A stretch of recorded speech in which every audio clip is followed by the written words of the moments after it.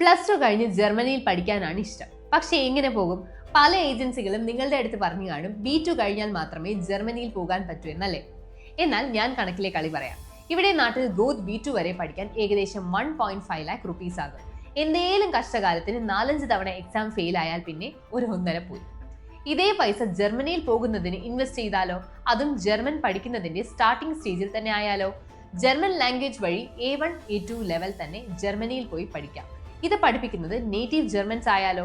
എക്സ്പീരിയൻസിലും ക്വാളിറ്റിയിലും no compromise. പോരാതെ ഇതിന്റെ കൂട്ടത്തിൽ തന്നെ നിങ്ങൾക്ക് €900, അതായത് നാട്ടിലെ ഏകദേശം 90,000 rupees മന്ത്ലി പാർട്ട് ടൈം വഴി ഏൺ ചെയ്യാൻ പറ്റിയാലോ? വെറും 20 hours വീക്കിൽ വർക്ക് ചെയ്താൽ മതി. ഒന്ന് ആലോചിച്ച് നോക്കൂ, ഇതൊക്കെ എങ്ങനെ നടക്കുമെന്നാണോ? ആൽഫാക് B2 കഴിയുന്നവരെ നാട്ടിൽ നിന്ന് സമയവും കാശും കളയണ്ട.